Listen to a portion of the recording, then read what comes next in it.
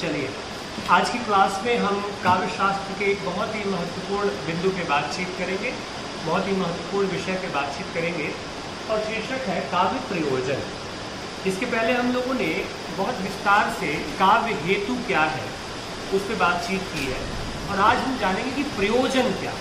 देखिए, इस शब्द का अर्थ जो होता है वह होता है उद्देश्य, ठीक है। अर्थात कविता किस उद्देश्य से लिखी गई है या किस उद्देश्य से रचनाकार ने रचना की है। प्रयोजन क्या है, लिखने के पीछे उद्देश्य क्या है, वो क्या प्राप्त करना चाहता है लिखकर। उद्देश्य का अर्थ क्या होता है? प्राप्त करना, कुछ पाना, ठीक है। तो कवि या लेखक कविता रचकर लिखकर क्या प्राप्त करना चाहता है, पहला प्रश्न यह है। और दूसरा प्रश्न, पाठक उस कविता साहित्य या रचना को पढ़कर क्या प्राप्त करता है। यानी कि पाठक के लिए कविता पढ़ने का उद्देश्य और लेखक के लिए कविता लिखने का उद्देश्य, इसी विषय को हम कहते हैं काव्य प्रयोजन। यह जो अर्थ है, कवि के लिए कविता लिखने का उद्देश्य और पाठक के लिए कविता पढ़ने का उद्देश्य, इसी अर्थ को समेकित रूप से हम कहते हैं काव्य प्रयोजन, ठीक है। देखिए, स्पष्ट है कि काव्य के प्रयोजन का अर्थ जीवन में कविता की उपयोगिता, ठीक है, और साथ साथ कविता और जीवन के संबंध की उपयोगिता की भी व्याख्या करनी है। और इस संबंध में जितने भी भारतीय आचार्य रहे, चिंतक रहे, मनीषी रहे, उन्होंने बहुत विस्तार से और बहुत गंभीरतापूर्वक इस संबंध में गवेषणा की है, विवेचना की है और अपने अपने विचार प्रस्तुत किए हैं कि कवि के लिए काव्य प्रयोजन या कविता का उद्देश्य क्या होता है, या पाठक या भावक के लिए भी कविता पढ़ने का उद्देश्य क्या होता है। जबकि आप देखें कि पाश्चात्य चिंतक थे, पाश्चात्य चिंतकों में कुछ ऐसे नाम आते हैं जो कविता के प्रयोजन के विरोधी रहे या कविता के भी विरोधी रहे, जैसे कि प्लेटो का यह मानना था कि कविता मनुष्य को कमजोर बनाती है और मनुष्य को अत्यधिक भावुक बना देती है, इसलिए समाज को कविता की कोई आवश्यकता नहीं है। ये प्लेटो के विचार हैं। जबकि भारतीय आचार्यों में और भारतीय चिंतकों में इस बात को लेकर कहीं कोई दुविधा नहीं रही या कहीं कोई विवाद नहीं रहा कि काव्य का प्रयोजन या काव्य का उद्देश्य जीवन के लिए आवश्यक नहीं है। उनका हमेशा से ये मानना था कि कविता जो है वह पाठक के चित्त को विस्तृत करती है, उसके हृदय का विस्तार करती है, उसके जीवन को सुंदर बनाती है, उसके भीतर कलात्मक चेतना भरती है और उसको प्रेम करना सिखाती है, दुनिया से जोड़ना सिखाती है। और कुल मिलाकर कविता का उद्देश्य मनुष्य के जीवन को सुंदर बनाना है, उसे अच्छा मनुष्य बनाना है। और प्रकारांतर से तमाम तरह के जो भारतीय चिंतक थे, आचार्य थे, उन्होंने इन्हीं विषयों को लेकर के काव्य के प्रयोजन पे लगातार अपनी अपनी बातचीत रखी। लेकिन उस सबका जो एक समेकित उद्देश्य है, वह समेकित उद्देश्य यही है कि इस संबंध में सबकी राय एक जैसी है कि कविता मनुष्य के जीवन के लिए और समाज को सुंदर बनाने के लिए बहुत जरूरी है। आप याद करिए दिनकर की एक कविता, ठीक है, मैं शायद पिछली क्लास में भी आपको ये कविता सुना चुका कि बड़ी वह रूह जो रोए बिना तन से निकलती, बड़ा वह ज्ञान जिसमें व्यर्थ की चिंता न आती है, बड़ा वह आदमी जो जिंदगी भर काम करता है, बड़ी कविता वही जो विश्व को सुंदर बनाती है। तो बड़ा कविता है वहाँ पे। तो विश्व को सुंदर बनाना, कविता का काम क्या है? विश्व को सुंदर बनाना। और विश्व को सुंदर कब बनाया जा सकता है? जब मनुष्य सुंदर होगा, इंसान अच्छे होंगे, इंसान एक दूसरे से प्रेम कर सकेंगे, एक दूसरे से जुड़ाव महसूस कर सकेंगे, एक दूसरे के दुख में शामिल होना, एक दूसरे के सुख को बांट लेना, तब जाकर समाज सुंदर होगा, तब जाकर दुनिया सुंदर होगी। तो भारतीय आचार्यों या भारतीय चिंतकों में इसको ठीक से बंद करें, उधर से चले जाओ, ईमान तुम ही चले जाओ, कोई बात नहीं।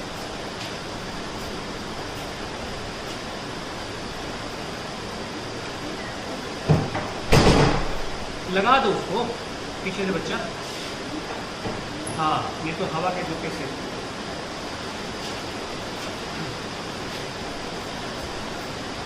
तो भारतीय आचार्य और भारतीय चिंतकों ने कविता को जीवन के लिए अनिवार्य तत्व स्वीकार किया, ठीक है, और इसके बृहद प्रयोजनों पर बातचीत की, लेखक के नजरिए से भी और पाठक के नजरिए से भी। इस संबंध में, काव्य प्रयोजन के संबंध में हम क्रम से चर्चा करेंगे। जो वरीय आचार्य रहे हैं, क्रमानुसार, कालक्रमानुसार आचार्यों का नाम लेते हैं, उन्होंने जो मंतव्य प्रस्तुत किए हैं काव्य प्रयोजन के संबंध में, उस पर बात करेंगे। लेकिन आप ध्यान रखें कि आचार्य भरत मुनि और आचार्य मम्मट, इन दो की जो मान्यताएं हैं वो ज़्यादा प्रचलित रही हैं। और कहीं ना कहीं आचार्य भरत मुनि ने जो नाट्यशास्त्र के प्रयोजन गिनाए, वही नाट्यशास्त्र के प्रयोजन आगे चलकर, आचार्य भरत मुनि ने जो नाटक के प्रयोजन गिनाए, वही नाटक के प्रयोजन आगे चलकर काव्य के प्रयोजन बने। और आचार्य मम्मट ने जो मान्यताएं प्रस्तुत की काव्य के संबंध में, उसी का अनुसरण किया गया। या मोटे तौर पर आप देखें तो अधिकांश आचार्य चिंतक और जो विद्वान हैं, वो आचार्य मम्मट की जो मान्यता है और भरत मुनि की जो मान्यता है, उसी को लेकर के थोड़ा आगे बढ़ते हैं। थोड़े बहुत उनके अपने विचार उसमें शामिल हैं, लेकिन ज़्यादातर संदर्भों में, ज़्यादातर आचार्यों के मन में इन दोनों के जो विचार हैं काव्य प्रयोजन को लेकर के, उसका इन्फ्लुएंस या उसका प्रभाव दिखाई पड़ता है। ठीक है, समाजम बारिश हो रही है ना, और इधर कविता की बारिश कैसे होती है ना, उसके बारे में हम बात कर रहे हैं। चलिए, तो इस संबंध में कालक्रमानुसार हम बात करेंगे। तो पहला जो मत है आचार्य भरत मुनि। आचार्य भरत मुनि के बारे में जानते हैं आप कि भारतीय साहित्य शास्त्र की जो प्रथम उपलब्ध रचना है, यानी कि नाट्यशास्त्र, नाट्यशास्त्र के लेखक हैं भरत मुनि, और नाट्यशास्त्र को पंचम वेद भी कहा गया। नाट्यशास्त्र में उन्होंने काव्य नाटक के प्रयोजनों पर चर्चा की। ठीक है ना, कि नाटक का प्रयोजन क्या है, क्यों नाटक लिखता है लेखक, और पाठक क्यों उसे पढ़ता है। और वही जो नाट्य प्रयोजन उन्होंने दिया, आगे चलकर वही काव्य प्रयोजन के रूप में भी क्या हुआ, प्रचलित हुआ। क्योंकि प्रारंभ में काव्य के लिए नाटक शब्द का ही प्रयोग किया जाता था। साहित्य जो शब्द बाद में आया, नाटक शब्द क्या था, पहले आया। ठीक है, तो आचार्य भरत मुनि जो है, आचार्य भरत मुनि नाटक को जन सामान्य के, जन साधारण के अनुरंजन की वस्तु मानते हैं। उनका मानना है कि जन साधारण को मनोरंजन करना, उनके चित्त का विस्तार करना, उनके हृदय में सौंदर्य भरना, उनको प्रेरित करना नाटक का काम होता है। ठीक है, और यह भी उन्होंने कहा कि नाटक जो है वह मनुष्य के भीतर की जो कलात्मक सौंदर्य है, कलात्मक सौंदर्य की जो चेतना है, उसे जागृत करने का काम नाटक का होता है। ठीक है, तो नाट्यशास्त्र में उन्होंने काव्य प्रयोजन या नाट्य प्रयोजन पर चर्चा की है, और वो लिखते हैं कि धर्म्यम यशस्यमायुष्यम हितम बुद्धि विवर्धनम लोकोपदेश जननम नाट्यमेतद भविष्यति। अर्थात नाट्यकृति धर्म, यश एवं दीर्घ आयु का साधक है। उनका मानना है कि नाटक पढ़ने से धर्म की प्राप्ति होती है, या धर्म का आप अनुसरण करते हैं, यश यानी कि आपको प्रसिद्धि मिलती है, और आपको दीर्घ आयु की भी प्राप्ति होती है। ठीक है, उन्होंने आगे कहा कि यह लोक हितकारी और लोक मंगलकारी का भी, लोक मंगलकारी भी होता है, और प्रेक्षक की बुद्धि का विकास करता है। कह रहे हैं ना, बुद्धि विवर्धनम, यानी कि पढ़ने वाले या देखने वाले के बुद्धि का विकास भी नाटक के द्वारा किया जाता है। ठीक है, और यह नाटक जो है जन सामान्य में सदाचार का उपदेश देता है। ठीक है, और उन्होंने ये जो प्रयोजन की व्याख्या की, इसमें उन्होंने लेखक और भावक यानी कि पाठक दोनों को ध्यान में रखकर काव्य प्रयोजन पे अपना मंतव्य प्रस्तुत किया कि ये जो धर्म, यश, दीर्घ आयु, ये सिर्फ लेखक के लिए नहीं है, यह पाठक के लिए भी है। ठीक है, अब यहाँ पे आप देखें कि पहली बात वो कह रहे हैं कि धर्म, यश एवं दीर्घ आयु। यहाँ हमें धर्म के उस मूल रूप से सबको समझना है जिसके बारे में वो संकेत करते हैं। हम और आप या हमारा समाज जो है वह धार्मिक कर्मकांडों को, क्रियाकर्म को धर्म का रूप समझ लेता है, जबकि धर्म का जो वास्तविक अर्थ होता है वह होता है कि लौकिक कर्तव्य जो है या लोक व्यवहार संबंधी हमारे जो नियम होते हैं, उन लौकिक कर्तव्यों और लोक व्यवहार संबंधी नियमों का पालन करते हुए, ठीक है ना, हम अपना जीवन समुन्नत करें, हम अपने जीवन को सुंदर बनाएं, अर्थात अच्छा मनुष्य बने, और हमारे सामाजिक संबंधों में भी परिष्कार आए, यानी कि हम अच्छे खूबसूरत रिश्ते बनाएं, लोगों से कल्याण की भावना हो, प्रेम की भावना हो, परोपकार की भावना हो। दुनिया का कोई भी धर्म यह नहीं कहता कि इसे मार दो, उसे मार दो, इससे लड़ जाओ, उससे लड़ जाओ। या तुम्हारा धर्म श्रेष्ठ है, उसका धर्म खराब है। सभी धर्मों के मूल में आप देखेंगे तो मनुष्य प्रेम है, मनुष्य सेवा है, ठीक है ना। कबीर को याद करिए, कबीर क्या कहते हैं, कबीरा सोई पीर है जो जाने पर पीर, कि जो दूसरों की पीड़ा को समझता है वही सच्चा मनुष्य है, वही सच्चा संत है। तुलसीदास क्या कहते हैं, परहित सरिस धर्म नहीं भाई, दूसरों की सेवा करने से बड़ा कोई धर्म नहीं है।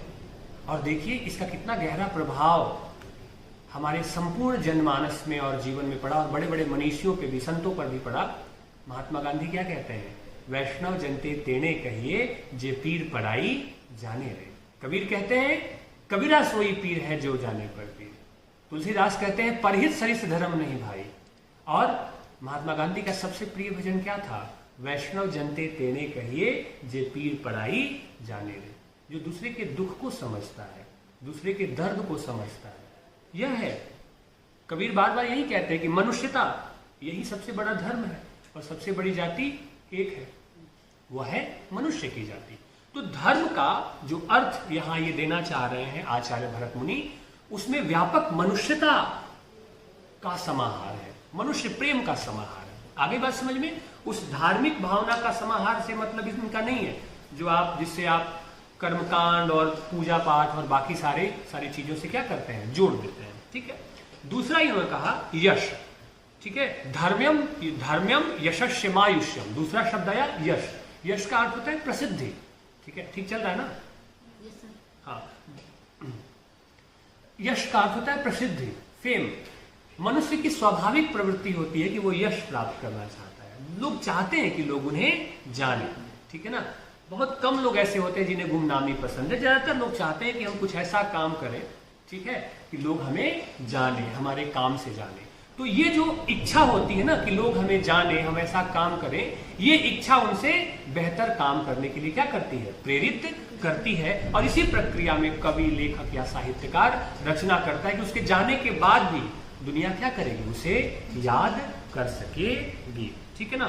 तो भरत मुनि के अनुसार यश की प्राप्ति भी काव्य का एक महत्वपूर्ण प्रयोजन होता है, ठीक है। इसके बाद उन्होंने कहा आयु, ठीक है, आयु एक तीसरा कंपोनेंट या तीसरा तत्व उन्होंने बताया। अब ये एक सवाल हो सकता है कि कविता लिखने या कविता पढ़ने से आयु कैसे बढ़ सकती है। लेकिन आप सोचें कि हम जब ज़्यादा खुश रहते हैं, ज़्यादा प्रसन्न रहते हैं, जब अपने भीतर लगातार निरंतर सकारात्मक ऊर्जा महसूस करते हैं, तो जीवन क्या होता है, सुंदर नजर आता है, और आप मानसिक रूप से बहुत स्थिर, शांत और अनुरागी या आनंद की भावना क्या करते हैं, महसूस करते हैं। जाहिर सी बात है, जब आप तनाव में रहेंगे, आप दुखी रहेंगे, आप परेशान रहेंगे, तो हो सकता है कई तरह की बीमारियों का सामना आपको करना पड़ सकता है। लेकिन जब आप प्रसन्न रहते हैं, खुश रहते हैं, तो आप अच्छी ऊर्जा अपने भीतर क्या करते हैं, महसूस करते हैं। इसलिए सीधे सीधे तो न सही, लेकिन मनोवैज्ञानिक रूप से ये बात सच है कि अगर आपको कविता, कहानी, उपन्यास, नाटक यानी कि सृजन का आनंद आप प्राप्त कर रहे हैं, तो भी आप दीर्घायु हो सकते हैं। और अगर पढ़ने का सुख आपके भीतर है, जिसे पढ़कर आपको आनंद आ रहा है, तो जाहिर सी बात है तब भी आप एक अच्छा जीवन प्राप्त कर सकते हैं, ठीक है। चौथा महत्वपूर्ण बिंदु था इनका हित साधना, ठीक है। नाट्य प्रयोजन के संबंध में भरत मुनि का यह कहना है कि हित साधक होता है नाटक या कविता। यानी कि आप जाने कि जो पंचम वेद कहा गया है नाट्य शास्त्र को, तो उसमें चारों वेदों का सार क्या है, संकलित किया है उन्होंने। तो चारों वेदों का जो सार इसमें संकलन है, और उसका अंतिम उद्देश्य क्या है, मनुष्य मात्र की सेवा, मनुष्य मात्र का कल्याण, मनुष्य मात्र से प्रेम। तो कविता मनुष्य से प्रेम करना सिखाती है, प्रकृति से प्रेम करना सिखाती है, हमें आसपास की चीजों के प्रति संवेदनशील बनाती है कविता, ठीक है। आपको वो कहानी याद है ना कि एक बार की बात है कि एक कोई कवि महोदय, ठंड लग रही है, एक बार की बात है कि एक कोई कवि महोदय एक सुनार के घर पहुंचते हैं। तो सुनार छोटे हथौड़े से आभूषण बनाने का काम कर रहे थे, तो वो पीट रहे थे उसे। कवि महोदय वहां पहुंचते हैं और अचानक से रुक जाते हैं, परेशान हो जाते हैं, कहते हैं रुकिए रुकिए रुकिए, कुछ तो गड़बड़ है यहाँ पे। वो परेशान हो जाते हैं सुनार महोदय, बोलते हैं क्या हुआ। कवि महोदय पूरे कमरे में बहुत मतलब ध्यान से देखते हैं, तो पाते हैं कि कमरे की कि एक कोने में मकड़ी का जाला लगा हुआ है और उसमें एक तितली फंस गई, उसके पंख फड़फड़ा रहे हैं। तो कवि ने कहा कि ये बेचैनी मुझे, ये आवाज मेरे कानों तक गूंज रही थी, ये आवाज मुझे सुनाई दे रही थी कि कुछ तो है जो ठीक नहीं है। तो सुनार ने कहा कि आपने ये कैसे जान लिया, मैं तो तब से इसी कमरे में हूं, घंटों से मैं ये काम कर रहा हूं। तो कवि ने उत्तर दिया कि प्यार की भाषा और व्यापार की भाषा में फर्क होता है। तो क्यों ऐसा क्यों पहचान पाए वो? क्योंकि एक संवेदनशील मन था उनके पास, एक अदद प्यारा मन था जिसमें इंसानियत का रंग था, प्रकृति के प्रति प्रेम है, आसपास की चीजों के प्रति प्रेम है। तब ही वो सारी आवाजें, वो सारी धड़कनें हम सुन पाते हैं जिसे सामान्य आदमी नहीं सुन पाता है। क्योंकि उन आवाजों को सुनने के लिए, उन धड़कनों को सुनने के लिए, उन एहसासों को पहचानने के लिए एक खूबसूरत मन का होना जरूरी है। और यह खूबसूरत मन हमें कविता देती है, साहित्य देता है। इसलिए हित साधना, दूसरों के बारे में हम फिर उसी तरह से क्या कर पाते हैं, संवेदनशीलता के साथ सोच पाते हैं। ठीक है।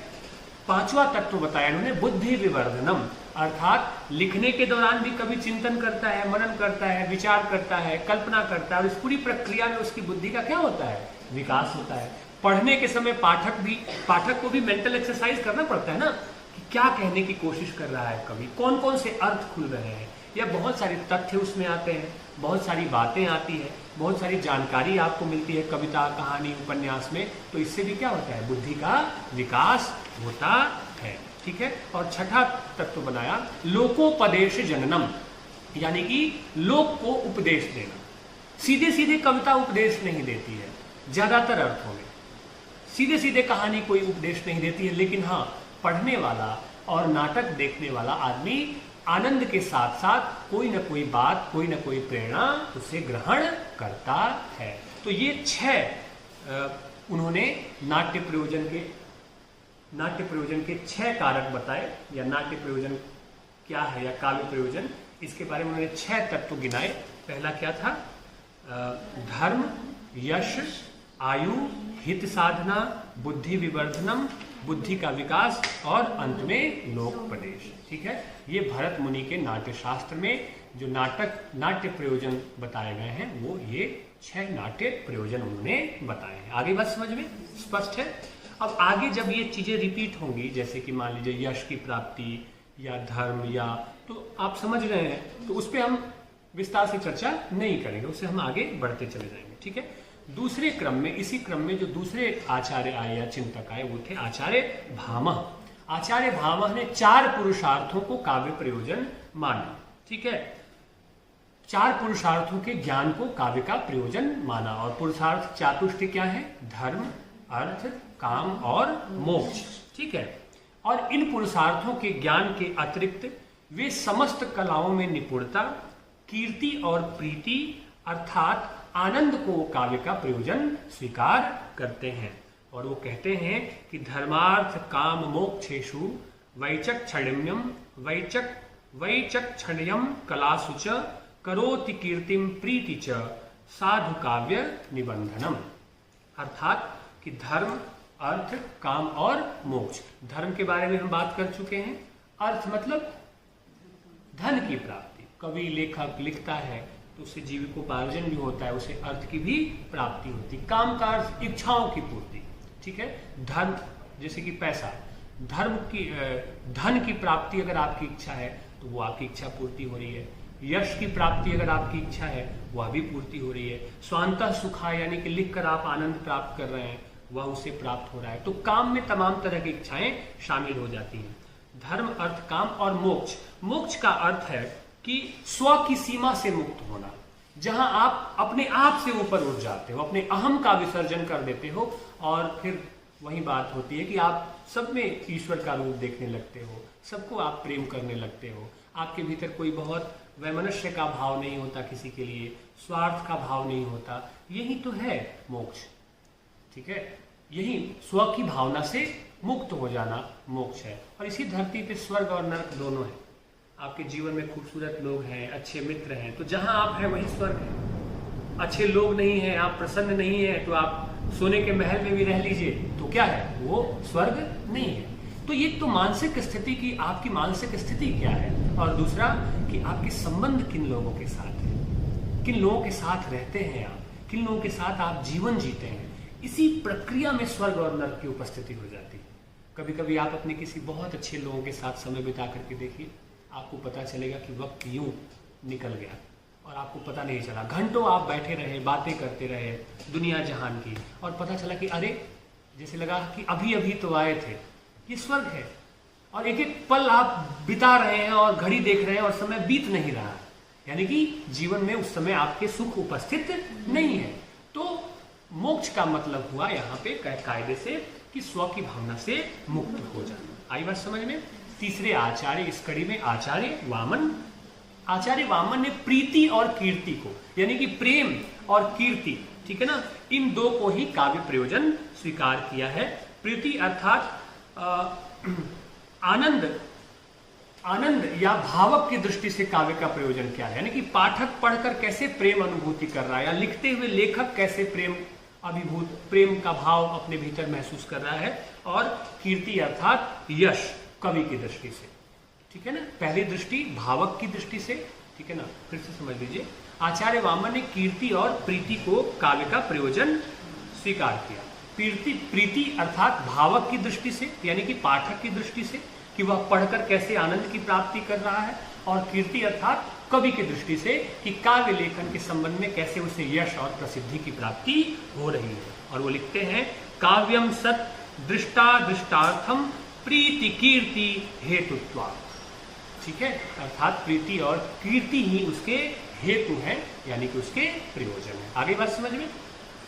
उसके बाद एक और विद्वान है आचार्य रुद्रट, ठीक है। आचार्य रुद्रट के अनुसार इन्होंने भी पुरुषार्थ चातुर्य, यानी कि धर्म, अर्थ, काम और मोक्ष को काव्य प्रयोजन माना है। और अभी आचार्य भामा की भी बात हम कर रहे थे ना, आचार्य भामा ने भी धर्म, अर्थ, काम और मोक्ष को काव्य का प्रयोजन माना है, ठीक है। इसके अलावा रुद्रट कहते हैं कि अनिष्ट एवं विपत्ति का निवारण तथा रोग मुक्ति तथा अभिष्ट वर की प्राप्ति आदि भी काव्य के प्रयोजन हैं। चलिए, इसमें एक चीज है, अनिष्ट एवं विपत्ति का निवारण, जैसे कि विपत्ति से मुक्त कराए कविता। इसका कोई सीधा संबंध तो नहीं है, लेकिन हाँ ये जरूर है कि विपत्ति में भी कविता हमें विपत्ति से लड़ने की ताकत देती है, साहस हमें प्राप्त होता है। आप कुटज निबंध को याद करें, आपने पढ़ा होगा, ठीक है। हजारी प्रसाद द्विवेदी उसमें क्या कहते हैं, जीना चाहते हो, कठोर पाषाण को भेद कर, पाताल की छाती चीर कर अपना भोग्य संग्रह करो, आकाश को चूम कर अवकाश की लहरी में झूम कर अपना प्राप्य वसूल। तो ये पंक्ति ताकत तो दे रही है ना हमें कि जीवन में जब बहुत विपरीत परिस्थितियां हो तो हमें कुटज की तरह व्यवहार करना है और हारना नहीं है, ठीक है। तो कहीं ना कहीं विपत्ति से लड़ने की ताकत की बात रुद्रट यहाँ पे कर रहे हैं। रोग मुक्ति का तो अब सीधा कोई संबंध नहीं है कि कविता कैसे रोगों से मुक्ति दिला दे, लेकिन हाँ मनोवैज्ञानिक कारण तो हो ही सकता है कि जब आप प्रसन्न रहेंगे, सकारात्मक रहेंगे कविता पढ़ते और लिखते हुए, तो जाहिर सी बात है आपके शरीर के भीतर की जो ऊर्जा है वह अवांछित चीजों यानी कि नकारात्मक शक्तियों को आपसे दूर रख सकती है। अब इसका मतलब ये नहीं कि आपको बुखार हो गया है, आपका पैर टूट गया है तो कविता पढ़ के आपका पैर जुड़ जाए, उस तरह की रोग मुक्ति का मामला नहीं है, मानसिक स्थिति का संबंध है। आई बात समझ में, ठीक है। इसके बाद आचार्य मम्मट, पांचवें आचार्य, और मैंने प्रारंभ में ही कहा कि आचार्य मम्मट की मान्यता बहुत महत्वपूर्ण है, प्रसिद्ध है और विश्वसनीय ढंग से, और मतलब एक तरह से आप कह सकते हैं कि इनकी मान्यता को आचार्यों ने खूब ग्रहण किया है और इस पर काफी मीमांसा भी हुई है, चर्चा भी हुई है, ठीक है ना। आचार्य मम्मट अपने ग्रंथ काव्य प्रकाश में काव्य प्रयोजन पर बहुत विस्तार से चर्चा करते हैं और वो कहते हैं, काव्यम यशसे अर्थ कृते व्यवहार विदे शिवेत्तर क्षतये सद्यः परिनिर्वृत्तये कांता सम्मेत तयोपदेश युजे। अर्थात मम्मट ने काव्य के 6 प्रयोजन बताए। पहला यश की प्राप्ति, दूसरा अर्थ की प्राप्ति, तीसरा लोक व्यवहार, चौथा लोक मंगल, पांचवा आत्म शांति या आनंद की प्राप्ति और छठा कांता सम्मित उपदेश, ठीक है। यश की प्राप्ति आप सब समझ रहे हैं, उस पर हम बात कर चुके हैं, पीछे के आचार्यों ने जो बात की। दूसरा अर्थ की प्राप्ति, लोक व्यवहार या लोक ज्ञान, यानी कि कविता पढ़ने से हमें लोक व्यवहार या लोक ज्ञान की प्राप्ति होती है। लेखक जब लिखता है लोक जीवन पर, लोक संबंधों पर, तो भी वह बहुत गहराई से उसकी छानबीन करता है, उसकी तमाम सारी परतों को अपनी कविताओं में क्या करता है, दर्ज करता है। तो हमें लोक व्यवहार का पता चलता है। लोक मंगल यानी कि कल्याणकारी भावना। कोई भी कविता, कोई भी कहानी या कोई भी उपन्यास ऐसा नहीं होगा जिसमें मनुष्य की चिंता ना हो, या मनुष्य के जो सामाजिक जीवन है या जो सामाजिक संबंध है, उन सामाजिक संबंधों में कैसे खूबसूरती लाई जाए इसकी चिंता ना हो, ऐसा नहीं होता है। ठीक है। और पांचवा है आत्म शांति या आनंद की प्राप्ति। ठीक है। लेखक लिखकर अनुभूति करता है आत्म शांति या आनंद की प्राप्ति, और पाठक उसे पढ़कर करता है। अंतिम बात जो है वो समझने लायक है, वह है कांता सम्यक उपदेश। ठीक है। अब देखिए, कविता जो है वो सत असत का बोध कराती है, सही क्या है गलत क्या है इसका विवेक देती है, हमारे जीवन को सुंदर बनाती है। लेकिन कांता सम्यक उपदेश का मतलब क्या है? ठीक है।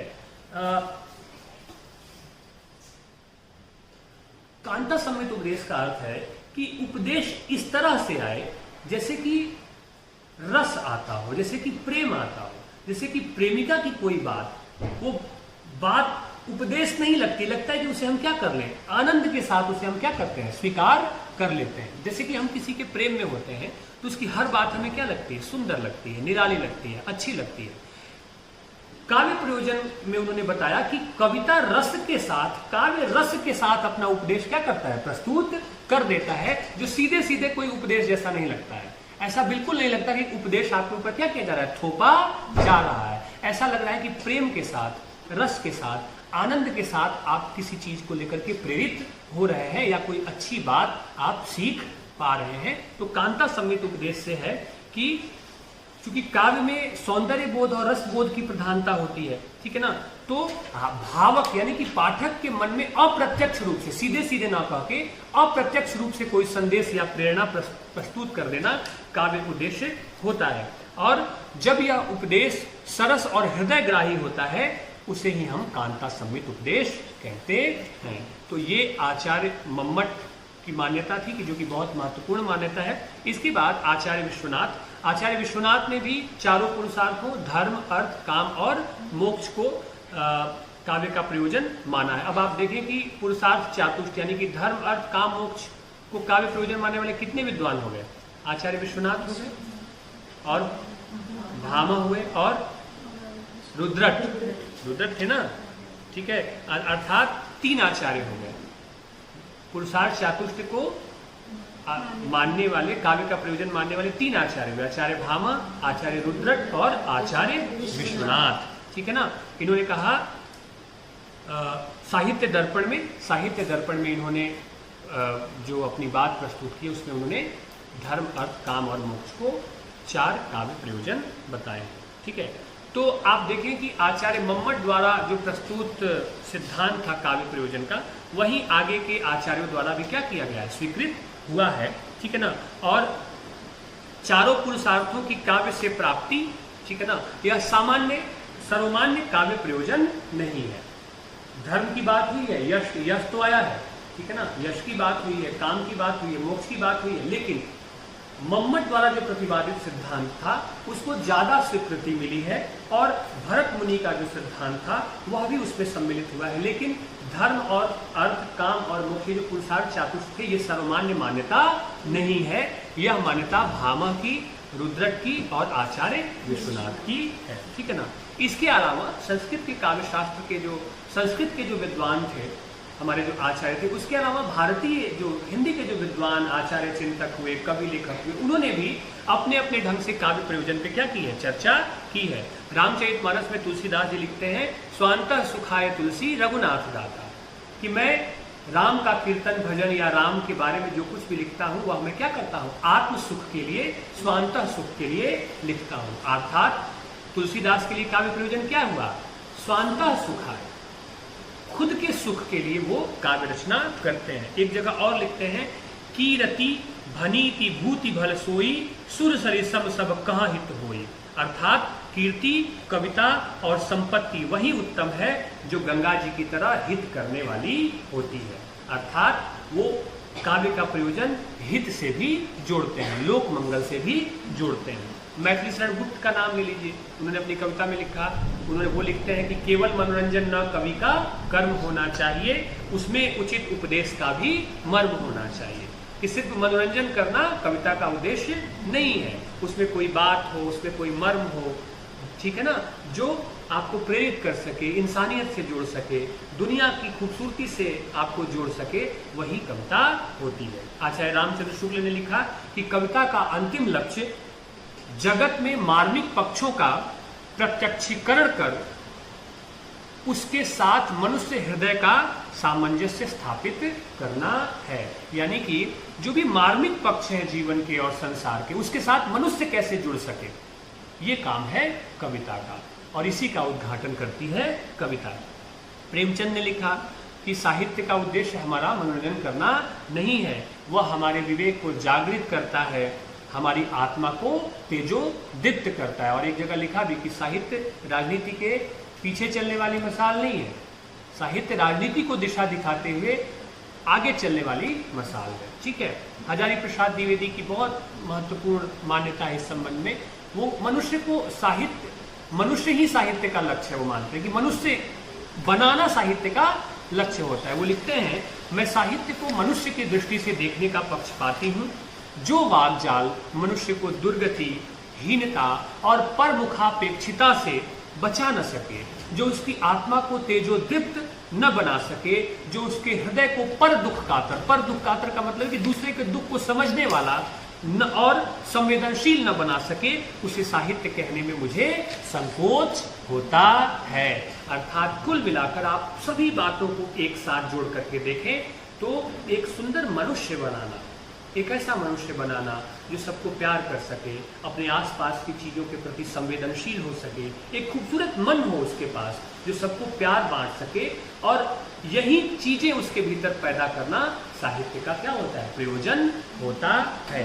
अब आप निष्कर्ष के तौर पर आप देखें इन सभी बातों को तो आप ये मानेंगे कि प्रत्येक व्यक्ति का काव्य प्रयोजन क्या होता है, भिन्न भिन्न होता है। कोई किसी के लिए स्वांतः सुखाय है, किसी के लिए यश प्राप्ति है, किसी के लिए अर्थ प्राप्ति है, लेकिन प्रयोजन कहीं ना कहीं क्या है, महत्वपूर्ण है, ताकि उसी प्रयोजन के कारण कविता आ तो रही है, पाठक पढ़ तो रहा है।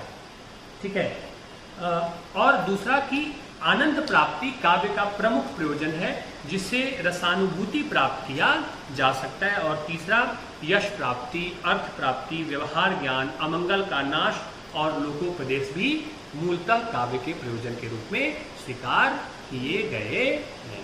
ठीक है प्यारे बच्चों, तो इस तरह से आप काव्य प्रयोजन क्या है, ठीक है, काव्य प्रयोजन के संबंध में भारतीय आचार्यों की जो मान्यता है मूलतः वह क्या है, स्पष्ट है, उसको लेकर कोई दुविधा नहीं है। और क्रम से आप क्या करेंगे, एक एक आचार्य का नाम, उनका मत लिख देंगे और निष्कर्ष भी अंत में आप लिख देंगे, आपका पूरा टॉपिक तैयार हो जाएगा। ठीक है, अगली क्लास में हम लोग काव्य शास्त्र के किसी और महत्वपूर्ण, कल अगली क्लास क्या, कल चर्चा करेंगे। हालांकि मैं आज चाह रहा था कि काव्य लक्षण आपको पढ़ाऊं, लेकिन चूंकि ये टूट जाता, बीच से ही इसका क्रम क्या हो जाता, टूट जाता, मुझे चलो आज बच्चे भी कम आए, थोड़ा सा रिवीजन भी हो जाएगा, तो हमने कर लिया। ठीक है, मुझे उम्मीद है आप लोगों को समझ में आ गया होगा, रिवीजन हो गया होगा। ठीक है, शुरू करें।